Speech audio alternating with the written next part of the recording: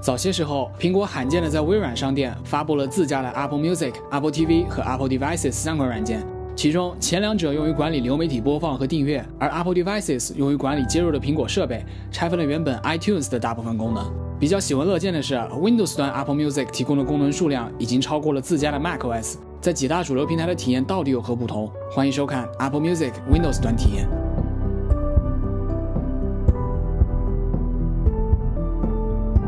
Windows 端 Apple Music 将称得上设计规范的 WinUI 3界面和传统 HIG 样式相结合，配合着极简的设计 ，Windows 非线性动画和恰到好处的模糊，呈现了顶级的视觉效果。左侧抽屉和 macOS 一致，包含现在就听、浏览和电台，而资料库和播放列表则设计成可折叠的2级菜单样式。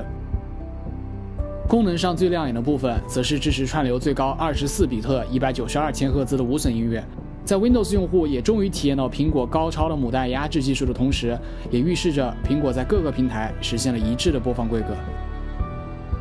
在基础功能能用的同时，第一个预览版本也暴露出了许多问题。iOS 上引起轰动的 Apple Music Sing 因为技术问题迟迟未加入 macOS 端，而 Windows 端则从根源上解决了问题。Apple Music 并没有标记自己为播放器，你不能用键盘上的媒体键控制轨道 ，Discord 和它的中国兄弟也不能读取到正在听的音乐。同时，目前先登录 Apple ID 授权电脑，再登录账户才能继续播放音乐的逻辑也相当反人类。而且令人眼前一黑的是，当你点击关闭按钮 ，Apple Music 就真的关闭了。按钮不是主题色，菜单无法收起，动画闪烁掉帧。